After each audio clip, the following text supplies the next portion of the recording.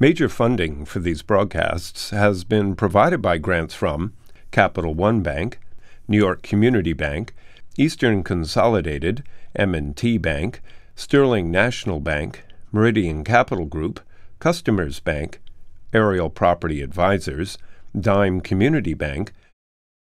Additional funding has been provided by AmTrust Title Insurance Company, AVR Realty Company, Bank of America, Merrill Lynch, Briarwood Organization, CBRE, Chase Commercial Term Lending, Chase Mortgage Lending, JP Morgan Chase, Citizens Bank, Colliers International NYC, Collins Building Services, CPEX Real Estate Services, Douglaston Development, Levine Builders, Flushing Bank, Friedman LLP, Handler Real Estate Organization, Handro Properties, Hodges Ward Elliott, Inc., Investors Bank, James D. Kuhn Real Estate Center at Syracuse University, Kilroy Architectural Windows, Madison Realty Capital, Matone Group, Mercantile Bank, New Banks, Newmark Knight Frank, Optimum Window Manufacturing Corp., People's United Bank, Rockefeller Group, Rosewood Realty Services, SJP Properties, Stonehenge Partners, TD Bank, Terra CRG, the Marinkoff Family Foundation, the Moynihan Organization, Moynihan Capital Partners, and these friends.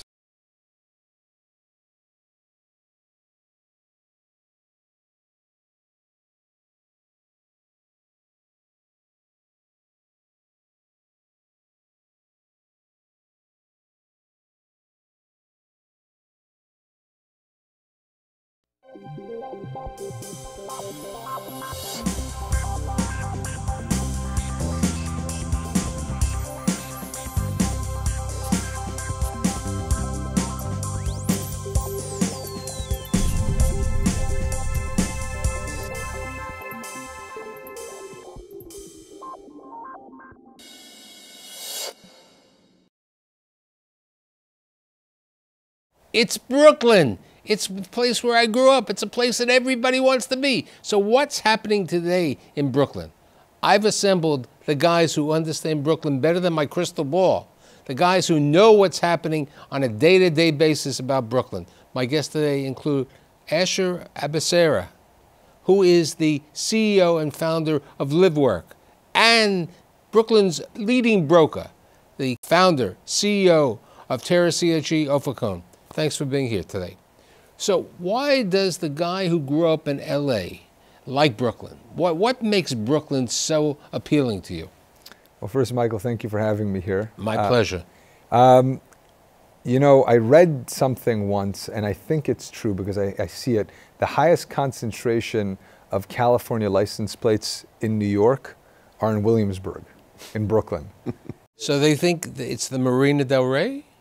Not quite the Marina del Rey. It's more the arts district on a waterfront, and it happens to have skyline views of Manhattan. But I think from a cultural perspective, there's certainly some synergies there. And you've been involved, both of you, involved with Brooklyn 15 years at least? I've been involved in Brooklyn 14 years now. 14 years. And you've been involved with Brooklyn close to 20 years. 14 years too. Okay, so 14 years. What has happened? What has made Brooklyn so hot? I mean, I grew up there. It was a different place. You know, downtown Brooklyn died for a number of years. You know, Flatbush Avenue, they said anything near the park, they were scared. What has gentrified, or what has made Brooklyn so appealing to people and to investors from around the world, Ofa? Brooklyn, from the very beginning of time, Brooklyn was always a place where people try to prove to the entire world that they're better. You know, the biggest companies, the most entrepreneurial kind of companies grew up in Brooklyn. And I think that what I've experienced in the last over a decade was this sort of energy, right, that comes from we can make a better life here, we can create better companies here, we can build bigger buildings here, we can make this a better New York City. How do people with investors from China, like HNA, okay, China Investment Fund, Europe, Israel, other places, all want to be in Brooklyn, Asher? Well, Brooklyn's always been certainly a melting pot from a cultural perspective, and I think it always was, and it continues to be sort of the richest brand in the world. There's a sense of pride when you come to Brooklyn. So I think there's a very strong appeal in that sense that people come from all over the world and they see a melting pot, a culture that's thriving throughout the pockets of the borough. But at the same sense, from Brooklyn, it's the only perspective where you can see New York City. You have to be on the Brooklyn waterfront to see that famous skyline view. So there's the optics, there's the food and culture and very strong lifestyle, and there's also the opportunity. While Manhattan is the greatest city and very saturated, maybe very high barrier to entry, there's a lot of opportunities in Brooklyn because it's so underserved. So let's talk about some of the projects you're working on, and then when we're talking about that, Ofer will talk about what's happening near those projects. Let's talk about Dumbo, you know, the Watchtower sites and so on. So my partnership has been fortunate to buy a lot of real estate from the Jehovah's Witnesses. And the opportunity that we saw there was to be able to buy in scale buildings that were sort of in the midst of Dumbo, Brooklyn Heights in downtown Brooklyn, but the opportunity to populate them because we bought them, they were factory buildings and they were vacant.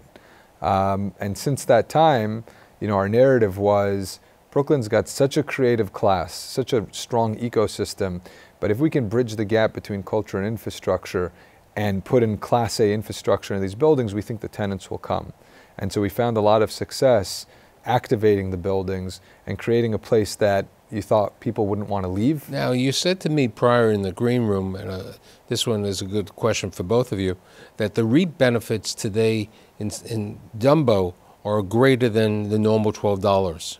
Well, a REIT and Excelsior, if you take them together, right, depending on the density of the tenant, you could see upwards of $20 to $25 a square foot for an office tenant. With regard to that, what's going on with the construction of new office buildings in downtown Brooklyn, Ofer? Because you had that potential JMB deal with Forest City, but I heard that's yeah, I don't think they're doing it on in hold. Forest City anymore. But listen, I think that a lot of people have been trying to capitalize on the growth of the creative class in Brooklyn. 20% of the people, so the average age of the Brooklyn residents is 34 years old, and 20% of these people have an arts or science degree. And so companies over the last 5, 6, 7 years have been trying to capitalize on the talent that actually lives in Brooklyn. Usher and his partners did a really great job kind of proving that model, but that's not enough. And so downtown Brooklyn, when downtown Brooklyn was rezoned just a little bit over 10 years ago, it created high density for office, not just residential. The first sort of low-hanging fruit was to build all these residential towers. And now there's an actual opportunity. Now that the residential is already there and the density is already there and the people are already there, there's an opportunity to create office space. Now, relating to Asher's comment before about, and the people that you're talking about, Dumbo Heights has attracted, and it's really a very sexy and it's a great place to go to. Mm-hmm. The combination of what you've done, what David Walentis done is important. Now, there is a spec office building being in construction in Williamsburg, where you said that if you're an artist, it's fine. Do you believe that the Williamsburg office market is there for such a large project, or is it a smaller type of project in Williamsburg, like what you did on Van Brunt in Red Hook? I think it's very much there, but it's a function of time. Again, to Ofer's point earlier, if you're a large creative company, you need to be focused on winning the best talent. And I think the best talent attractor, the way companies attract people has changed. Now they want to go into their micro neighborhood. They want to serve them the coffee that they have around their corner. They want to give them the yoga that they go to downstairs. And to do that, you need to be integrated in a real neighborhood. And again, I think from a branding perspective, to be in North Williamsburg on the waterfront not only speaks volume about the way the companies want to project their image, but also offers an unrivaled lifestyle opportunity for the micro end user who is the creator or the tech, innovator, whoever it is. So it's an inspired lifestyle within a work environment. And that narrative is true, by the way, all over the country now. You're not just seeing that trend in Brooklyn. You see it in Los Angeles in the Arts District. You're seeing it in Wynwood. in Miami. Right. You're seeing it on the waterfront in Boston, where big companies like GE are going to reinvent their image. And the way you do that... Look, we've seen it in the meatpacking district in Manhattan. I mean, it's a great idea. Yeah, and the Chelsea markets. I don't think the question is, if you build it, would they come? I think the question is, like Asher was saying, a little bit of a when, but I think for the most part, it's a size. Who's going to come? What size companies are going to come? And so the real question... But relating to that, the real question... Well, the real question is, if we believe that Brooklyn is a creative entrepreneurial class, that means that we need to create opportunities for small businesses to start their business and then grow their business. So and that's essence, really the tricky part. So that relates to the incubator companies. I know that certain landlords in Manhattan, Milstein specifically, and others, have been giving lower price rents on incubator space. Is that happening in Brooklyn today also? No, I think that's a very natural thing that has always existed in Brooklyn. You know, what did Brooklyn office even mean 10 years ago? It was creative, soft space, back office. It was back office space. Didn't have the right C of Os, by the way, in terms of DOB classification. And it was a place that there was cheap rent and people can do their best work. I think that's really evolved now. And I think the bigger story, not just pigeonholed to, you know, office space, but in terms of real estate in general right now. And I think, you know, Brooklyn is the chameleon that allows the expression of how real estate is changing. And that theme is real estate in general is changing. The way people are starting to design and develop buildings is becoming more of a brand the way the hotel guys did it many, many years ago. So you have this confluence now of OpCo and PropCo, where the property developer is thinking day one, you know, who am I going to put downstairs? How am I going to curate and activate? And these are the words, by the way, that institutional developers are using now. Curate and activate and program a lifestyle. Because the reality is, whether you're doing it for a quicker absorption in your office and multifamily, or whether you're doing it for a better quality of life, there's no value like tenant retention.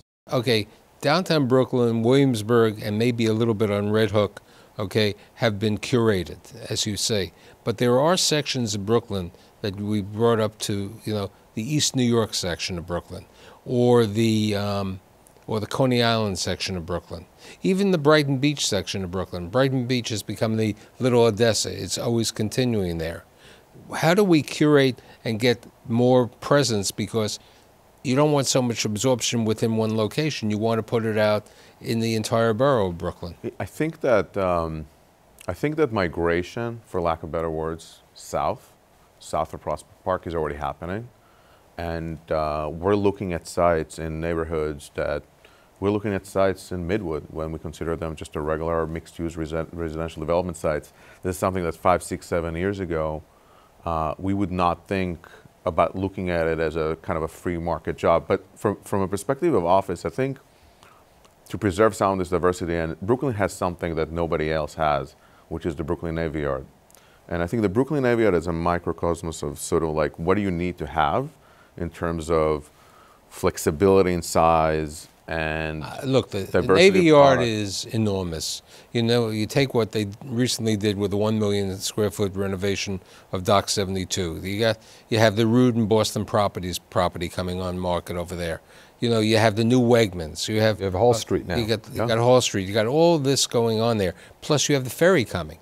And I believe one of the benefits of what has happened in Brooklyn is the ferry. I mean, I went to the NYU Langone Brooklyn campus over there, and I went on their ferry, and I saw the parking, and it really has changed that market over there, you know, in that Sunset Marketplace. It's really valuable. Look at it in the situation that healthcare wants to be in Brooklyn.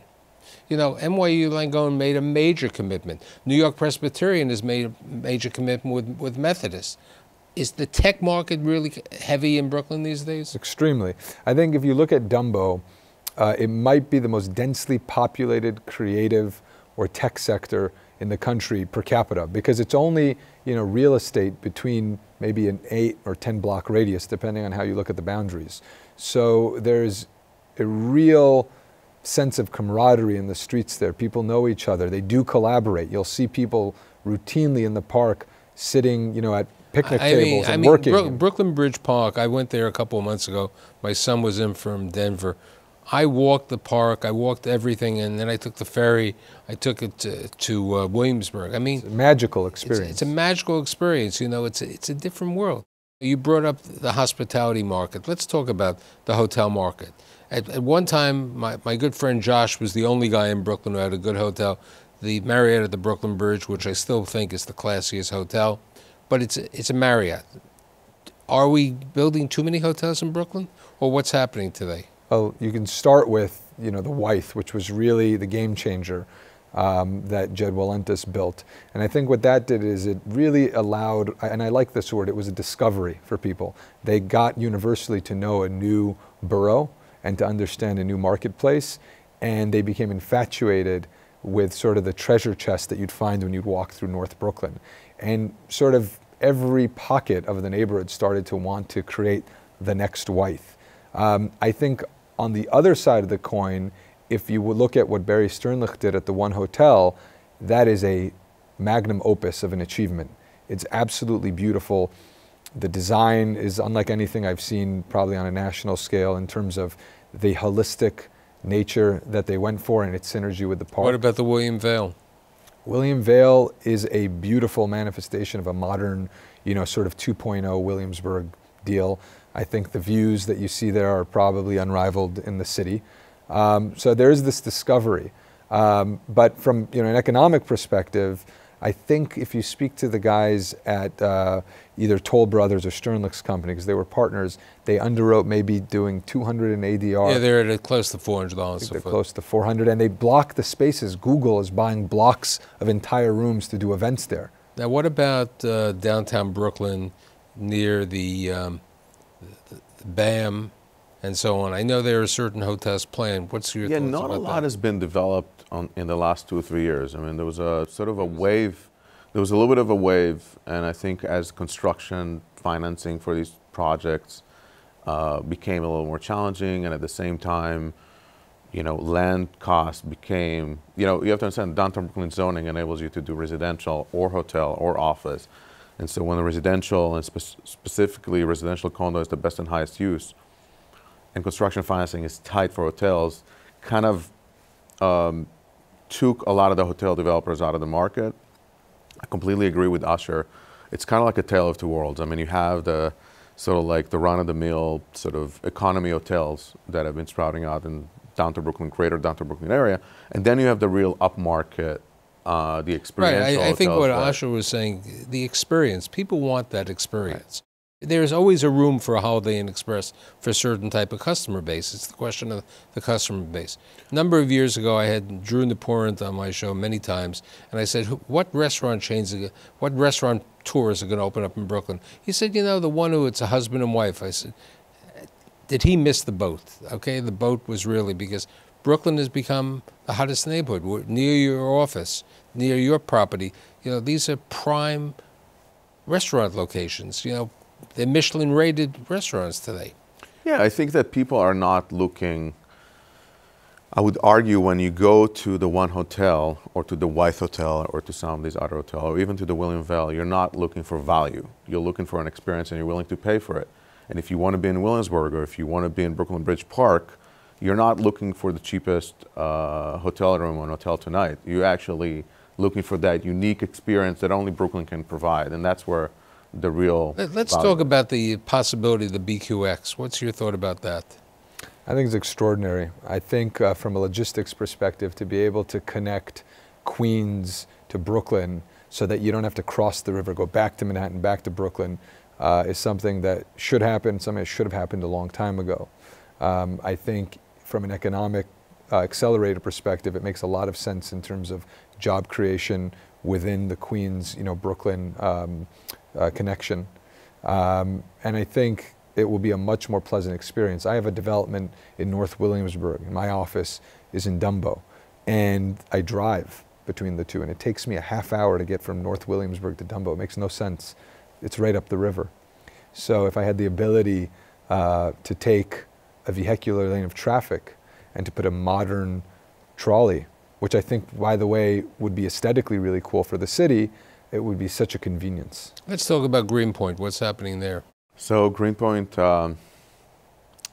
one of my favorite neighborhoods in Brooklyn, but still it's one of the Why neighborhoods. is it one of your favorite neighborhoods in Brooklyn? I just like You to like the walk. Polish kielbasa? I just like to walk in Greenpoint. I think that it still sort of gives you that feeling I of agree something with is you. about to happen. It has that feel. You know what it has? I'll articulate it. It has a beautiful brownstone Brooklyn on one side that really speaks to that poster card of Brooklyn Heights or Cobble Right. Hill, and beautiful old parochial buildings, religious institutions, but then it also has a beautiful gritty industrial waterfront. And the widest part of the bay between Manhattan and Brooklyn is in Greenpoint. That's why you had all these industrial buildings originally. I mean, there's a whole other part of this Brooklyn story. Yeah, and also your waterfront is looking straight into You know, Midtown. you bring up an important point. Many developers and owners were converting industrial properties to office. Do you think that's reached its plateau today? Well, it's a function of availability of the product stock, Okay, number but one. I'm talking. There's not enough product. You'll never have So you're enough going to say office. that you're basically saying, even though there is a significant vacancy in some of the office, There's not really, first of all. So it depends what data we're looking at. And this is something I want you to think about. And it's not, I don't take credit for it. Our friend Chris Havens told me this. And I think it's remarkable. If you looked at Manhattan, how much office space is there in Manhattan? 480 million square feet and counting? I don't know.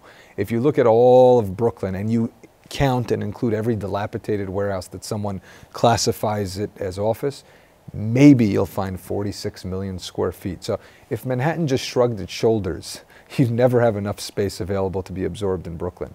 What's happening now is we're on the tails of a new Brooklyn pipeline. So there's a discovery period and there's an absorption story that has to happen. It's going to get absorbed. The question is at what level and at what pricing. If developers get too avaricious, then we're creating sort of our own time lapse. But isn't that the reality of where we were talking about the New York Times article, that they were emphasizing that there's so much vacancy? The vacancy in Brooklyn in the residential market will be absorbed. It's the question of when it's going to be absorbed. No, it's being absorbed. And so I think on the residential front, well, first of all, on the office front, I would say that it's really a land use question, right? I mean, one of the reasons that industrial buildings are being converted to office is because we need office, and there's antiquated zoning that didn't catch up with where the market was. And so now that there's not enough of it, city planning is going to work and create higher density office districts. From a residential vacancy perspective, I feel like, we were talking about this earlier. Reporters like to paint some kind of a picture that's really not what's happening on the ground. The reality is that, like, fake news sells better than. If you just look at the headline and you're not looking at the underlying data, you may think that the situation is not good. And the reality is that over 14,000 apartments have been leased up in downtown Brooklyn over the last couple of years, and the absorption rate is great. We all wanted housing to be more affordable. There was a housing crisis, which is why rents went up 10% a year, every year. That's not the reality, and that's not a healthy market. Now we are actually building enough apartments, so there is somewhat of an equilibrium. But in 2 years, when this pipeline is over, rents are going to go up They'll again. be absorbed. Yeah. That's exactly what I said. Now, with regard to that, isn't there a limited amount of product available for sale in Brooklyn? I think the opportunities are for quality for sale that people would like to own a piece of the rock. At the right pricing At the point. right pricing point. Yeah, we're still playing catch up, don't forget, because a lot of projects couldn't pencil or the banks wouldn't give them financing for a condo, so you built a lot of rental homes. And now that's to the right developers for the right spots has freed up a little bit. For example, we're building a project overlooking the Botanic Gardens, and we just think it's spectacular to have a home in Brooklyn and have views not only of a park, but of a very meticulously crafted place like the Botanic Gardens and close to transportation. That's not a market that most developers were looking at. But to be able to give, quote unquote, an attainable home with all the amenities near a park and transportation, we thought would be a great proposition. So, there is, I think, a value play. And what's happened in Brooklyn, because of pricing and because of lack of new condo product, people have moved to Long Island City. And that bar keeps raising and raising. Since we've been touching on many areas, one area that we really haven't touched on, we've talked about boutique retail. What about other retail, borough retail, in different parts of the borough? So I think retail is I don't think it's dead. No. Retail in Brooklyn. The demise of Brooklyn. Retail in Brooklyn has been doing really, really well. I mean, we were just talking about this earlier. The Whole Foods in the Gowanus is the third grossing Whole Foods in the country. The Target in Atlantic Center is the best grossing Target in the country. So on the big box, the market is very, very much underserved. But then you have to think about it that there's all these neighborhoods and all this density and all these new demographic that moved into all these neighborhoods that still need a lot of amenities. And so where we think that there's still a lot of trajectory here is on the amenity retail. So experiential retail, I think, and it's not a Brooklyn-wide thing, it's a country-wide thing. I think if you look at retail, because of the internet, the retailers that do well and thrive are places you need to experience, whether that's eating food, which you can't do in the internet, or exercising. But if you look at it this way, Barnabas, Untucked, and all of these other places are having retail, and Warby Parker are having these locations. And Amazon, with Whole Foods. I'm waiting for Amazon to have an Amazon bookstore in Brooklyn, because they have one right across the street from the studio. They will. Here. Mm-hmm. They will. There is no question over there. What about, are we going to see a bowling alley again in Brooklyn? I think you will very soon. Really? In fact, I'm quite confident. Okay. What about the other thing? One of the other characteristics, Brooklyn Brewery still there? Well, Brooklyn Brewery is a great story because they were a brand that came out of Brooklyn and they became a global brand, just like Brooklyn Roasting did. And to facilitate that growth, they had to move out of Brooklyn to Staten Island to facilitate the production and distribution of the product. So it's actually a fairy tale story, and I think they still have their heart and soul rooted in North, Williamsburg. I recently did a show and I profiled the Brooklyn Navy Yard. People don't realize that products are being built at the Brooklyn Navy Yard. There's a lot of things made in New York, but specifically made in Brooklyn. Brooklyn lacks industrial space now because there's not that much. I think Ofer touched on it before. It's a sensitive and interesting topic because, yes, you do have makers who are making physical products. I think Red Hook also is another a part of the borough that's a treasure chest with people making, different distilleries and chocolates and things like that. But I think the zoning language is archaic and antiquated. And so what does it mean today to make something?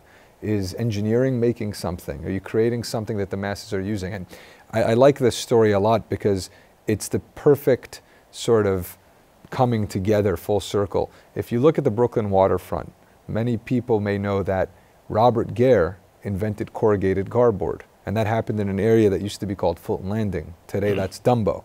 So the guy who revolutionized the entire shipping industry in the world did it in Brooklyn on the waterfront. And so what did he need to do? He needed something else to happen. He needed reinforced concrete buildings. And that gave birth to the innovation of reinforced concrete construction, which Turner Construction were the big guys who did that at the turn of the century. And then you saw these big reinforced concrete buildings that had big bay windows and the ability to bring in and out to the trolleys in the streets their goods and then distribute them. So I think one chapter of Brooklyn at the turn of the century was the innovation of distribution and mass production and a type of construction. And now we're using and we're the beneficiaries of those buildings for a new kind of mass production, which is engineering and technology. So you can't talk about Brooklyn in 26 and a half minutes. So we'll come back later in the season, and I'm really happy that I've been able to have Asher and my friend Ofer, and I'll see you next week. Thank you so much.